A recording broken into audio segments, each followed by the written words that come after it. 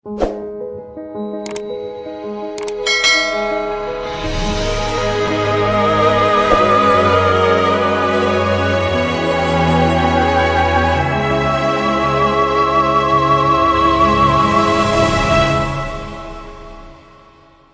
Everyone, आज हम लोग देखने वाले हैं एक्सेल में किस तरह से पाइवट टेबल बनाते हैं। ठीक है, तो आज हम लोग देखेंगे कि पाइवट टेबल क्या होता है और किस तरह से उसको कन्वर्ट किया जाता है, कैसे काम किया जाता है, उसके बारे में आज हम लोग जानते हैं। ठीक है, तो हम लोग सबसे पहले जानेंगे कि पाइवट टेबल होता क्या है, उसको यूज कब करते हैं हम लोग, ये हम लोग को जानना सबसे ज़्यादा ज़रूरी है।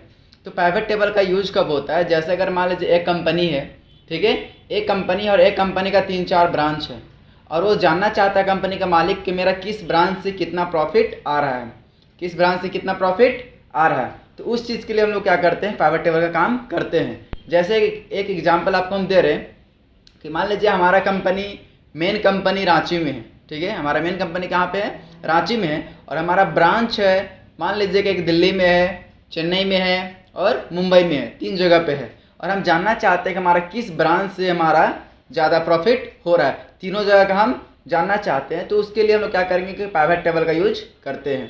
ठीक है, पाइवट टेबल का यूज हम लोग करते हैं, तो इससे हम लोग को पता चलता है किस ब्रांच से कितना कितना प्रॉफिट हुआ है और टोटल प्रॉफिट कितना हुआ वो ऑटोमेटिक कैलकुलेट कर देगा। हम लोग को इसमें कोई फॉर्मूला लगाने की आवश्यकता नहीं है। ठीक है, इसके लिए हम लोग चलते हैं स्क्रीन पे और स्क्रीन पे हम लोग देखेंगे कि किस तरह से पाइवट टेबल का यूज किया जाता है। ओके, हेलो एवरीवन, अभी हम लोग स्क्रीन पे आ चुके हैं और स्क्रीन पे आप देखिए कि किस तरह से हम लोग पाइवट टेबल का यूज करते हैं। तो सबसे पहला नंबर में हम लोग क्या करते हैं कि जितना भी सेल हो रहा है या फिर नेम हो है, जितना भी सेल हो रहा है उसके पास लिख लेते हैं। डिटेल लिखना पड़ेगा आपको।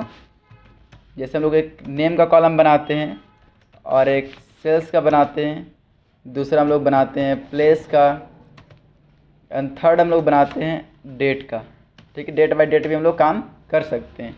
तो नेम है अंकित और सेल हुआ है 100 रुपये का, प्लेस रांची, डेट या फिर हम लोग ईयर डाल सकते हैं, डेट एंड ईयर या ईयर्स ये भी लिख सकते हैं। मान लीजिए कि 2000 अपडेट यूज कीजिएगा। ठीक है, ये अंकित का हो गया। अब दूसरा नंबर हो गया सूरज। सूरज को हम लोग मान लीजिए 200 रुपये में बेचे हैं। इसका प्लेस है ध्रुवा और इसके पास हम लोग बेचे हैं 2001। ठीक है, उसके बाद हो गया दीपेश और इसका हम लोग बेचे हैं 300 रुपये में। ठीक है, और ये हो गया रातू का। अलग अलग जगह प्लेस है 2002। ठीक है, उसके बाद हो गया प्रिया और ये हम लोग इसके पास सेल किए हैं 400 रुपये में। और ये हो गया बरियातू, प्लेस का नाम है ये भी, और इसके पास हम लोग बेचे हैं 2003 में। ठीक है, फिर हो गया राम और इसके पास हम लोग बेचे हैं 100 में, और ये इसका एड्रेस कहाँ पे है, रांची, और इसके पास कितना में बेचे हैं 2000 में, मीन्स 2000। फिर उसके बाद हो गया विशाल और विशाल को हम लोग बेचे थे 200 रुपया में, सेल हुआ है 200 में, और इसका एड्रेस हो गया ध्रुवा और इसके पास हम लोग बेचे थे 2001 में। ठीक है, फिर उसके बाद हो गया सत्या। ठीक है, और सत्या के पास हम लोग बेचे थे 300 रुपया में, और इसका एड्रेस हो गया रातू 2002 में। सत्या के बाद हो गया नंदनी और यहाँ पे लोग सेल किए थे 400 में। ठीक है, और इसका एड्रेस हो गया बरियातू,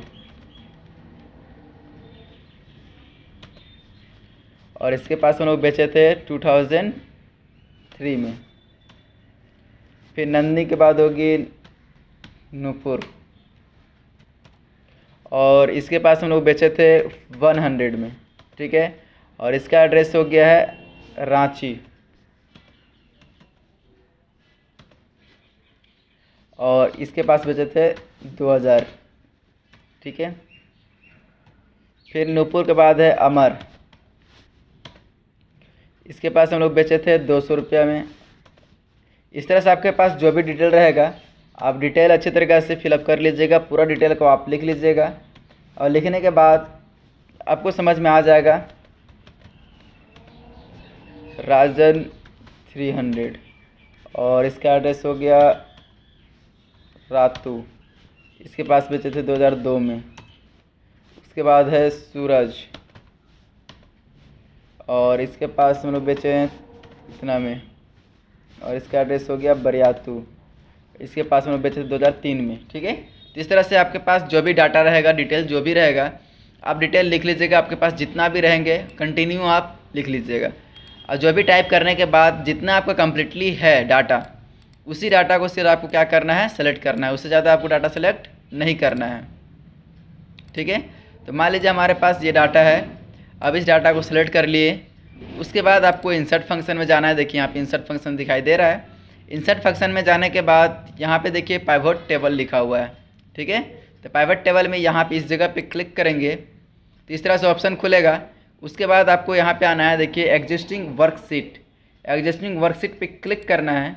क्लिक करने के बाद आपको सीट पे क्लिक करना है, ये आपको सीट का लोकेशन देना है। यहाँ पे लोकेशन देखिए लिखा हुआ है, हम लोकेशन दे रहे हैं कि हमको जो भी चाहिए वो यहाँ पे हमको रिजल्ट चाहिए। तो यहाँ पे हम क्लिक कर दिए, क्लिक करने के बाद ओके, ठीक है, ओके कर दिए। उसके बाद देखिए इधर राइट साइड में आपको यहाँ पे ईयर्स दिया हुआ है, प्लेस दिया हुआ है, सेल्स दिया हुआ है और नेम दिया हुआ है। तो इस तरह से कंटिन्यू हम लोग टिक कर दिए, जो भी बॉक्स था बॉक्स में टिक कर दिए।